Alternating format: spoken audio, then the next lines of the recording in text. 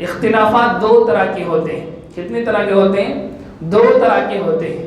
ایک اختلافات اصول کے اندر ہوتے ہیں، عقائد کے اندر ہوتے ہیں، پرنسپلز کے اندر ہوتے ہیں، اور ایک اختلافات مسئلوں کے اندر ہوتے ہیں. اصول کے اندر جو اختلافات ہوتے ہیں، ہمارا ایمان یہ ہے کہ اصول کے اندر اہل السنت والجماعت ہی حق پر ہے. ہمارا ایمان کیا ہے؟ اصول کے اندر اہل السنت والجماعت ہی حق پر ہے.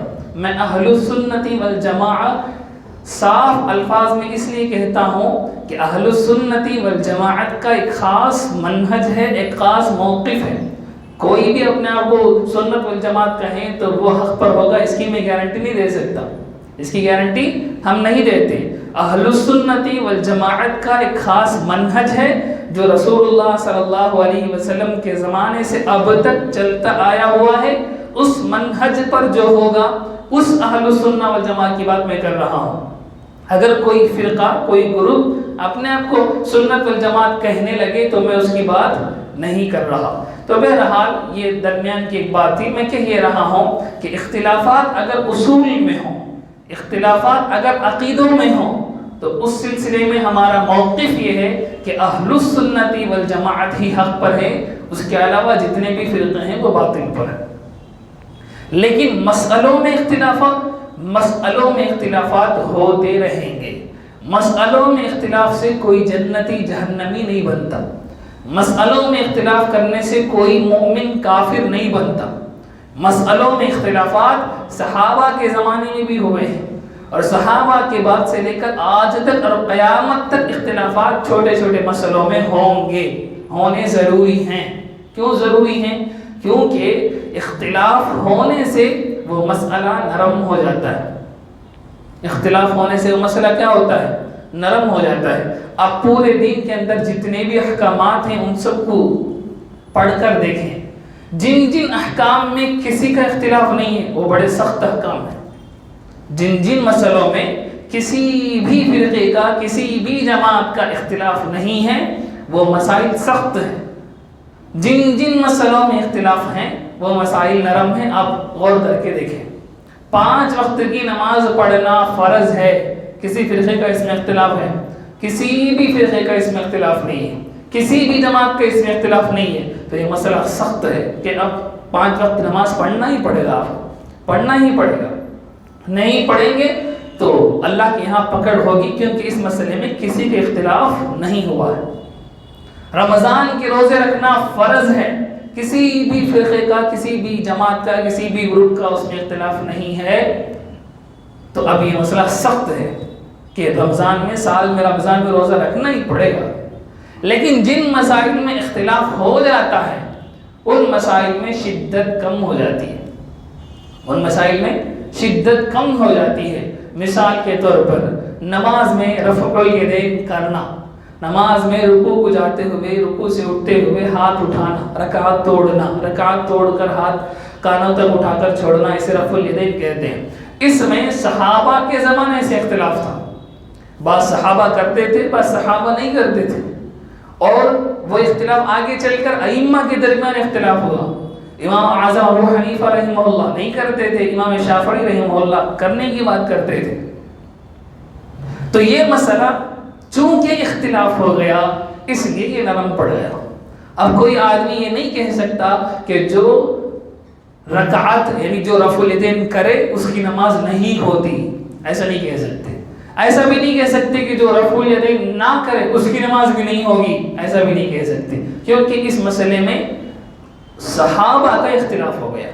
اس مسئلے میں ائمہ کا، دین کے بڑے بڑے شیوخ اور مشائخ کا اختلاف ہو گیا.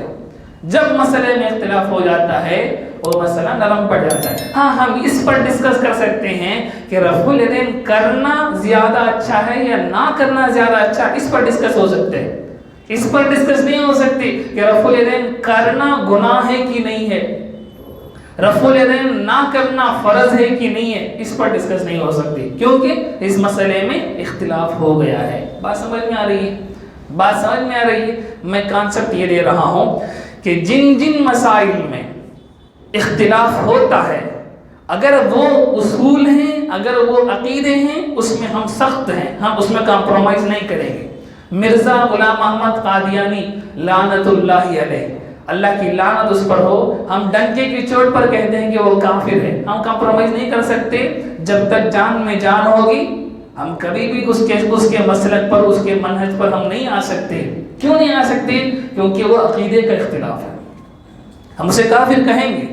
شیعوں کے جن فرقوں کے عقیدوں میں کفریہ عقیدے ہیں، ہم ڈنکے کی چوٹ پر ان کو کافر کہتے ہیں، ان کے ہاتھ کا کھانا ہم نہیں کھائیں گے، ان کا ذبیحہ ہم نہیں کھائیں گے، ڈنکے کی چوٹ پر ہم ان کو کافر کہیں گے۔ کیوں؟ کیونکہ عقیدے کا اختلاف ہے۔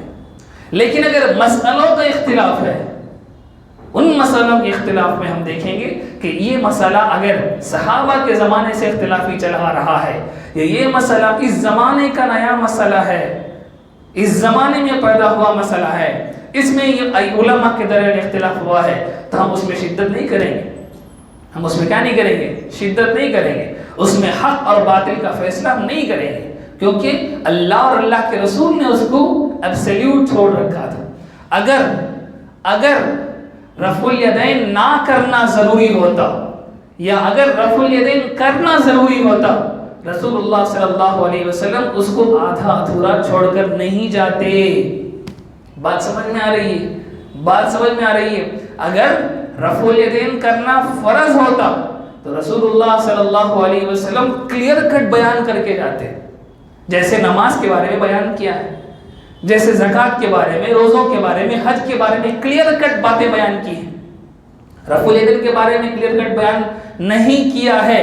اس کا مقصد ہی یہی ہے کہ اس مسئلے میں رسول اللہ صلی اللہ علیہ وسلم خود نرمی چاہتے ہیں۔ بات سمجھ میں آ رہی ہے؟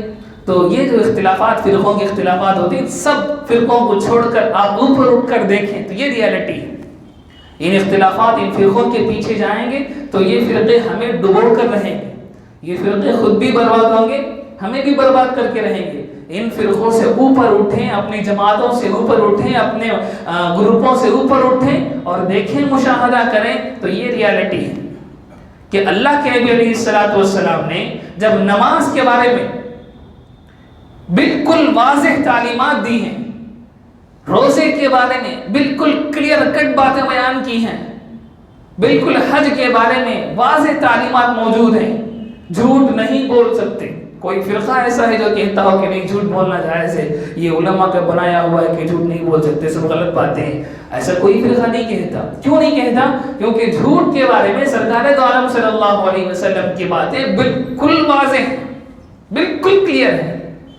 تو جن مسائل میں اللہ اور اللہ کے رسول نے چاہا کہ اس کے اندر امت کا اختلاف نہیں ہونا چاہیے، ان کو سرکار دو عالم صلی اللہ علیہ وسلم نے کلیئر انداز میں بیان کیا، اور جن مسائل کو اللہ اور اللہ کے رسول نے چاہا کہ اس مسئلے میں سختی نہیں ہونی چاہیے، ان مسائل کو اللہ اور اللہ کے رسول نے نرم انداز سے بیان کیا۔ بات سمجھ میں آ رہی ہے؟ تو اسی لیے اگر اصول میں اختلاف ہوں گے ہم ہرگز اس کے ساتھ کمپرومائز نہیں کریں گے، اور اگر مسائل میں اختلافات ہوتے ہیں تو اگر وہ دلیل کی بنیاد پر اختلاف ہے یا علماء کی اجتہاد کی بنیاد پر اختلاف ہے تو ہم ان چیزوں میں جس عالم پر، جس بزرگ پر، جس مولانا پر ہمارا بھروسہ ہوگا اس کی بات مان کر چلتے رہیں گے۔ یہ اصول ذہن میں رکھ لیں۔